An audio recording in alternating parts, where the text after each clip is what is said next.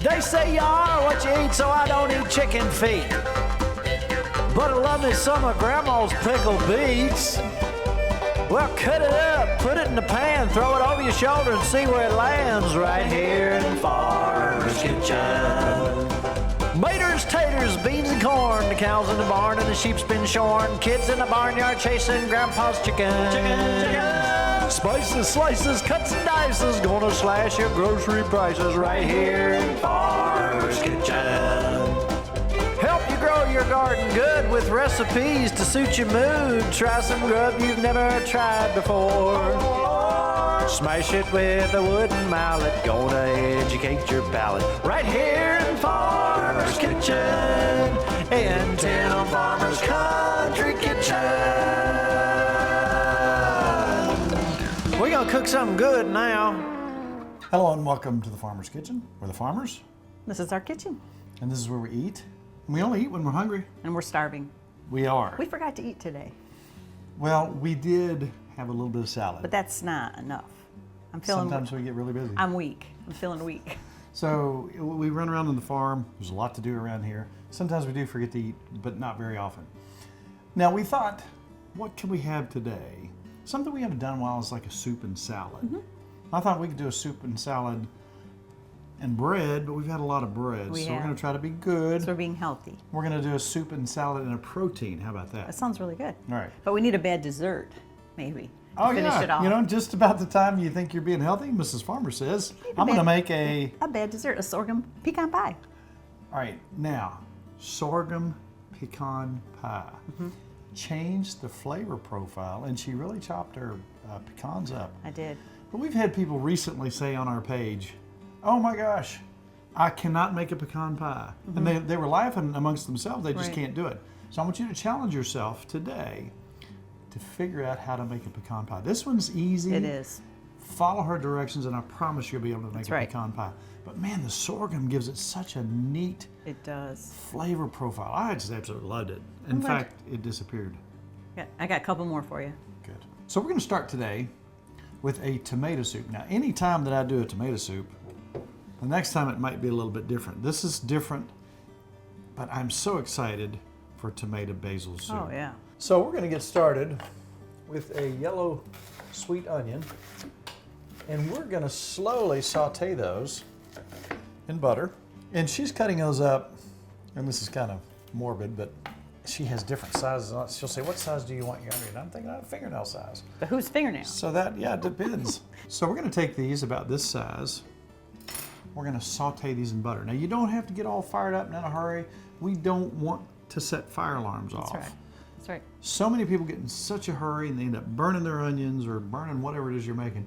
You don't have to get in a hurry. You're patient with onions. You're patient with everything. You know who taught me that? Your dad. You think about Dad. He's very when he patient. makes his turkey hash, he is so, he's an engineer Yeah. by trade and his mindset. He's got to cut them up just the right does. size. They're perfect. They all match exact. He's amazing. But look at me. I'm just crazy. And he's very patient with his onions. We're just going to cook these till they're translucent and they have just a little bit of brown around the edges. You'll know when they get right. They Right. smell like heaven. And that's going to be one of the big flavor profiles in this soup, like so many other soups that we have that starts just like this. Let's go ahead and You dump ready? those onions. And I didn't do the whole onion. It was pretty big. So one thing that we're going to use today, and you can use a food processor or a blender if you have it, but if you don't have an immersion blender, they are so helpful with so many recipes that we've done over the years. And today we're going to be using it a lot. Yes, we are. It'll smell good already. Now that's going to be one of the very important flavor profiles. And if you don't like onions, if you take these and put them in here and get them to that brown state where they start to caramelize, there's something special. It doesn't even taste like an onion, but it leaves that nice base flavor that's missing, I think. But in this particular soup, I really do like a sweet onion. We always start with onion, don't we? Makes everything A lot of delicious. times. Everything delicious. So I'm going to put just a little more butter in here because Butter's good. does butter have a problem in tomato basil soup? I think it's perfect. The more butter, the better. That's right. I agree. 100%. Now, you can see that we're starting to get a little brown in here, and you're starting to get that caramelization of those sugars and those onions along with that butter. That's just a little bit of magic in itself. Yes, it is. And look where we're at right there. Isn't that pretty? Yummy. It is pretty. We're not there yet, but we're getting close. Now, looky here. Sad, sad thing. This is our last 8/29/24. Wow. It's our last jar of tomatoes, which we've used in everything. Kelly even gave us tomatoes last year. She had some, she raised a lot of those plum tomatoes. Man, we put them up. We used them.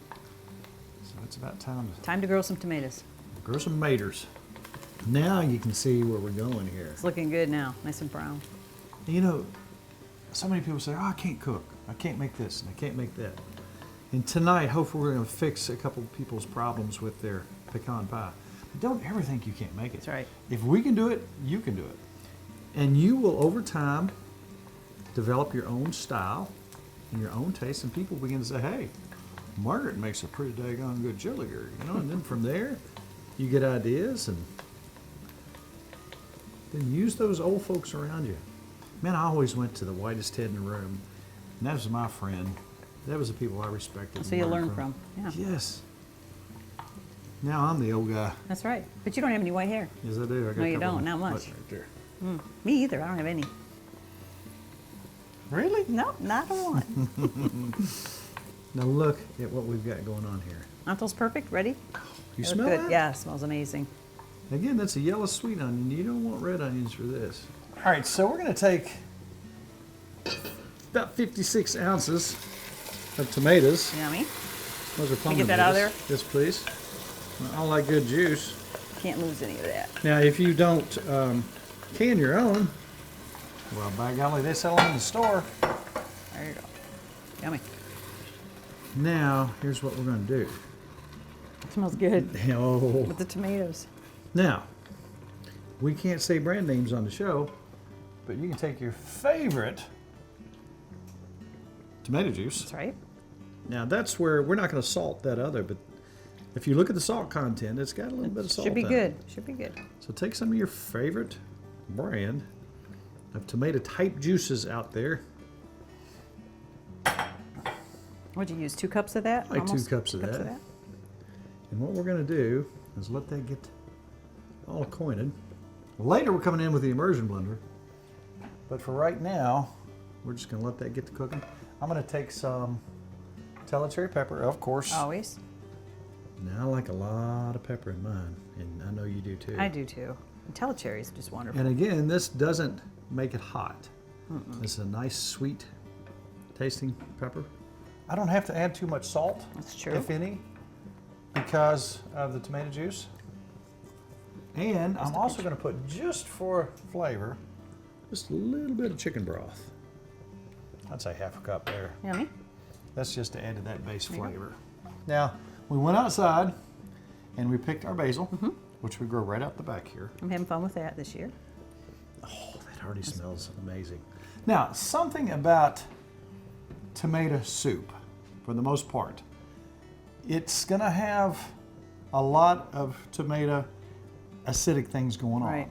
So something that we like, this is up to you, a little bit of sugar, You gotta do depending sugar. on your taste. No sugar if you don't like it. But I do like a little bit of sweet taste, which really I do adds too. to that basil and those onions. Really makes it nice. So later on, we're gonna add some more stuff. We're gonna let that cook for just a while. Now, I'm gonna try to find these ladies who were talking about their pecan pie, and they had such trouble with it. And they were commiserating back and Right. forth about how they just messed it up. Ms. Farmer, would you set them straight? I will, but you know, the sorghum's a little different. Seems like it doesn't cook as long, and I do put a little cornstarch, so that may help them. 'Cause that's So almost, show them your method I will do it. as we watch this get acquainted, as my Peppa would say.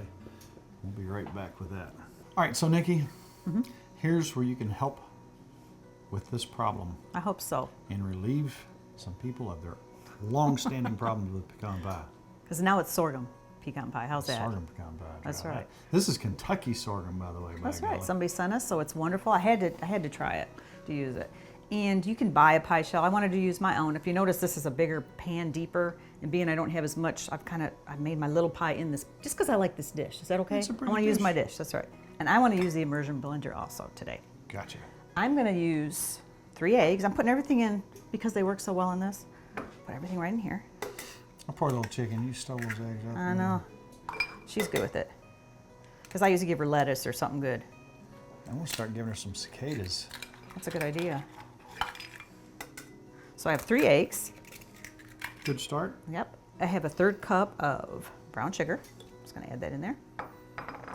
Now this, I think, is what may help thicken it up a little bit. Maybe because it's sorghum. I have a tablespoon of cornstarch. Help keep everything binded up there. Maybe thick it up a little, make it thicker. Because a lot of people have trouble with their pies going gooey. Yeah. And I have 3/4 cup of my sorghum. So that's basically it, along with your nuts. That's right. And we're going to mix that up with the blender, and I'm going to chop the nuts up. And instead of mixing it in with the actual mixture here, I'm going to just pour them on the top. How's You that know, I sound? noticed this the other day when I was eating about 12 pieces of this pie. You ate it all, that's right.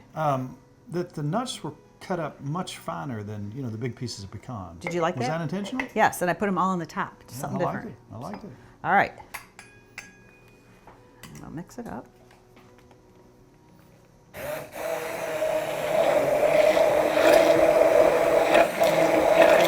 Now, one more thing. How much butter is that? That is 4 tablespoons of butter. Thank 4 you for tablespoons. remembering that. We're going to add that to it. All right.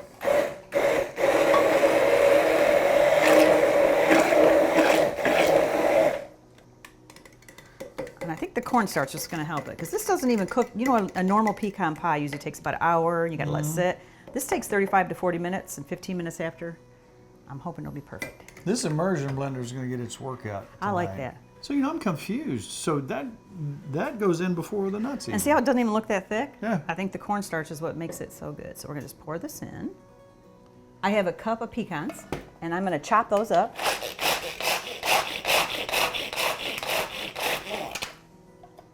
Nine times. That's right. And I'm just going to sprinkle this on the top. So they are going to kind of stay more on the top.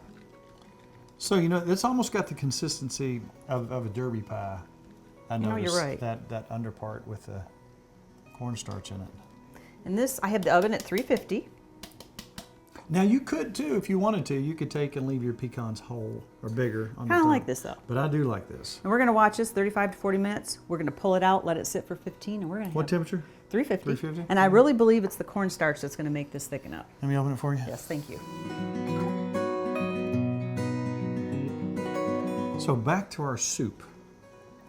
Now, if you want to make for your friends something to really impress them and make the best homemade tomato basil soup you possibly can, this might be it. I snuck a taste. It's already And there. we haven't done anything, It's and really it's already good. there. I put a little more pepper and a little more sugar. And I tell you what we're going to do now, Ms. Farmer. If you'll Okay. take these, I don't even know that we'll need all of that. Okay. But let's cut some of these huge basil leaves. You want that them cut we up did. little? Yes, please. Now, this is all going to come together rather quickly here in a minute. You ready for it? Yep. Turn up just a skosh. Instantly making things better, more Delish. beautiful. And then, I tell you what, let's take a cup. I think you should. Creams. Ooh. Heavy whipping That. cream. What is heavy whipping cream? What would happen if you put it in a jar and shook it up? You get some butter. It'd be butter. Look at that. That looks Look so at where good. we're at right here. Now, I'm kind of hurrying things up for the camera. But what we're going to do right now is we're going to take this immersion blender. We're going to take those bigger pieces of tomato and just push them right on down. And there's literally the creaminess that we needed Wow. to finish this thing off. Now you can make that, if you want to leave some big chunks, you can. If you want it totally smooth, you can. That looks good. And we've made tomato basil soup in the past. But I was just playing around the other day and I made this and it was just Very, pretty very good. daggone good. One thing I'm going to do, because there's no law against it, I like that. You gotta have butter. butter. And we'll just let that Let it sit in there. settle down in there.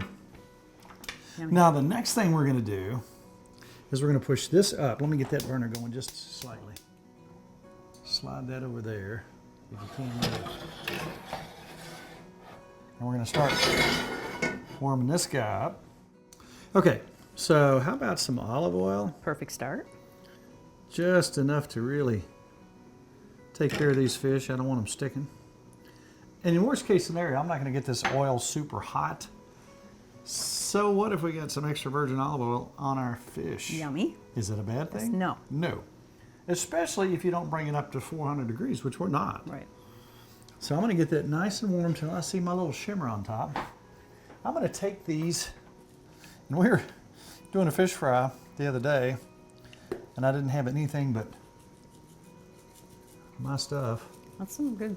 You know, that's not just rub, that's seasoning. So whatever your favorite seasoning is for fish, I took some of just my all-purpose seasoning. Makes it A delicious. little paprika, whatever you like on there. Just get your little seasoning going there. What kind of fish you got? This is, I'm making this just for the halibut. Okay. Halibut. Alaskan halibut. To me, some of the best stuff. Now in Kentucky, if you've just been fishing, I'm just going to roll that lightly in flour too. Just lightly, just to give it just a little bit of crusties. I like to use striper Oh, yeah. or hybrid striped bass.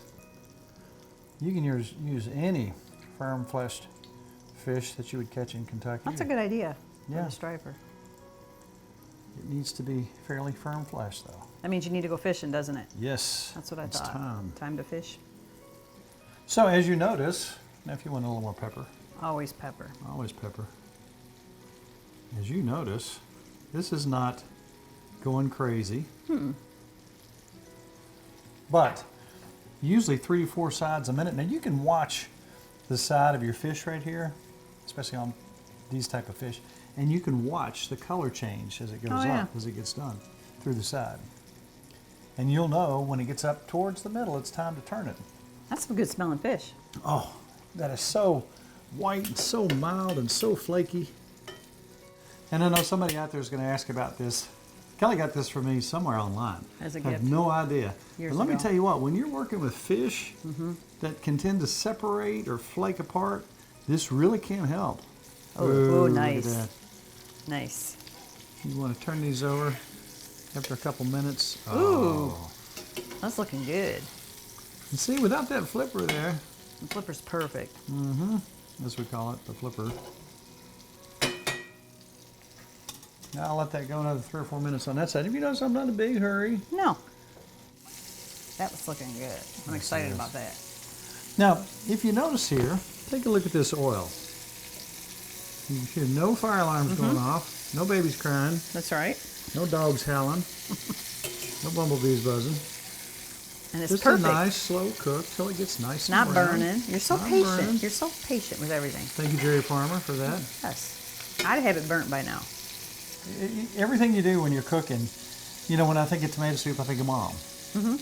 And her patience that she had. And, you know, she's cooking for 3 kids and Daddy. And, you know, she made, I don't know if hers was canned or what, but she made the best tomato soup. Was she patient too? Yes. Really? Yes. She dealt with me. She had to be patient. That's true. Bless her heart. So that fish, now if you look at that, look at that. Yeah. Now what we're going to do is, because we've got a couple more things to do, that's done. You don't want to overdo that. You do not want to overdo it. It's so flaky and so just absolutely wonderful. Keep that warm in the oven. Beautiful. Wonderful. Very nice. Just absolutely where it needs to be. Put that in the warm oven to maintain That will do it. that temperature without overcooking Perfect. it. So every now and then, we're at a restaurant, and if we try something we really like, and we say, hey, that is delicious. And sometimes, this particular time, they watched the show, and they said, oh, we'd love to give you this recipe. And it's been a while back. I can't remember exactly where it is, but if you want to message us, we'll let you know where we think it was from. Some of the best salad dressing I've ever had. It is. So the chef came out and gladly gave us this recipe. Here's what you're going to need. You're going to need a half a cup of white balsamic vinegar, a half a cup of walnut oil, 1/2 a cup of avocado oil, 2 tablespoons of honey, 1 teaspoon of dill, a little bit of salt, a little bit of black pepper.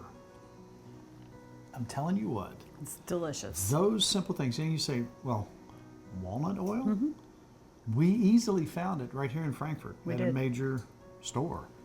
Okay, let's put in the balsamic vinegar, the dill. I'll need some help getting this honey out of here with your little spatula. I'll do it for you. And you know what? You can probably, if you like a sweet dressing, and this is honey, you can go more honey than this. This is just 2 tablespoons. This is 2 tablespoons, but you could go more yeah, easily. It's so good. It's really good. A little bit of salt. And of course, a little bit of pepper.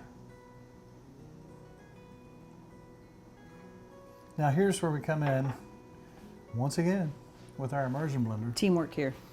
And I'm gonna go ahead and start this. And she's gonna add the oils, slowly but surely.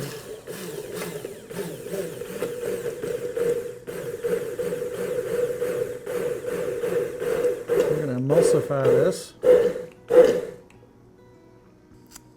And then our walnut oil.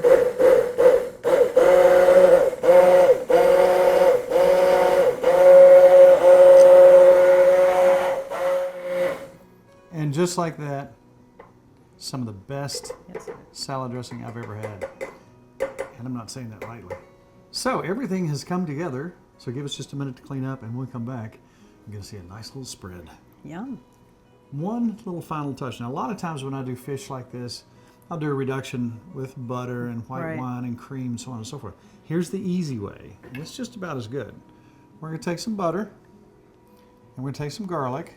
We're going to press that garlic right down in there. Get that nice juice. Hopefully it doesn't go in my eye. All right, so you see we got just a little bit of garlic in there, and let's take some fresh lemon. All right. How much of that you want? Just a Tell me when. Just keep going, keep going, keep going. Give me just a little bit more. All right.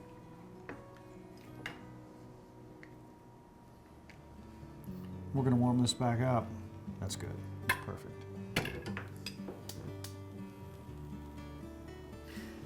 Now, let's grab some fish and make this thing happen. Yep.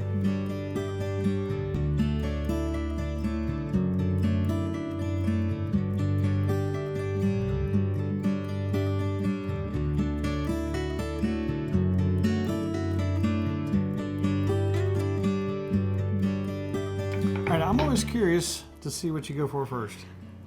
The fish, I think. Fish? Is that okay? I don't blame you. It's really good. Look at that. Now I want you to look when we go in here. Oh, wow. Look how perfectly flaky that is. That's Look really how good. white. That's one reason I really like halibut. That's delicious fish. I'll have another piece. Wow. I like just your garlic butter. That's a good topping. Soup? I already know this is good.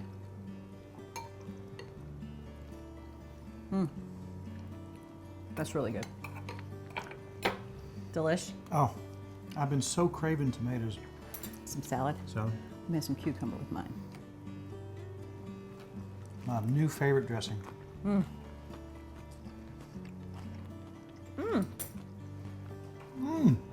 I could just eat that with a spoon, the dressing on that. That is delicious.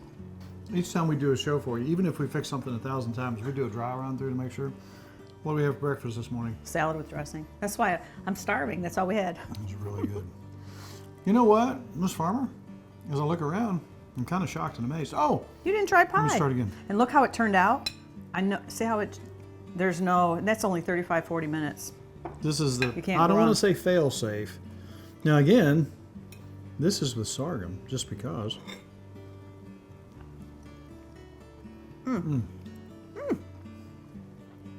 Winner. Yes. Ding, ding, ding, Delicious. ding, ding, ding. I don't know what to eat first.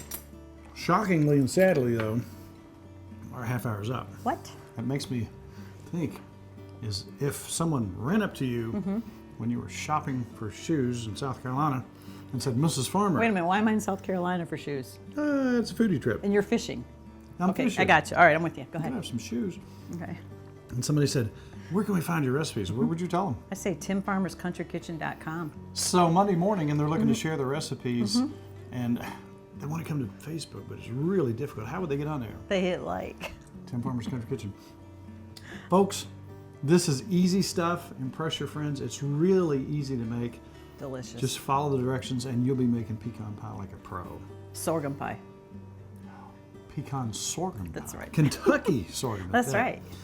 Ms. Farmer, it's all about Good times. good friends. Really good eats. We'll see you next week on Tim Farmer's Country Kitchen. Yummy. Now we're going to eat.